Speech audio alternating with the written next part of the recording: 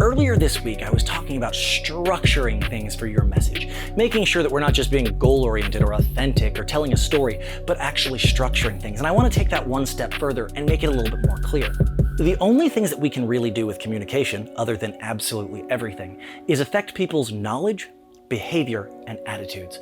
And those three things are actually remarkably different. If you want to teach someone something, the structure of that is acting towards their knowledge. And to teach is a different goal than changing how someone's going to behave. They all reuse a different structure. The cognition of the three is actually different. And the way you would structure your story, the anchor points and the places that you would emphasize would be different. Whether you're trying to teach someone something and add to their knowledge, whether you're trying to adjust someone's behavior or change how someone feels and adjust their attitude. They're very different structures.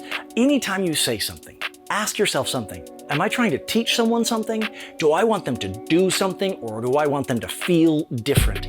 Structure is important. We're all being told, hey, just get out there, turn on a camera, and that's true, and talk and be authentic to your audience. Just tell them your story, and that's all wonderful. But a lot of people are working really hard and spinning wheels because they don't know why they're sharing what they're sharing. They don't know whether they're trying to affect someone's knowledge, their behavior, or their attitude.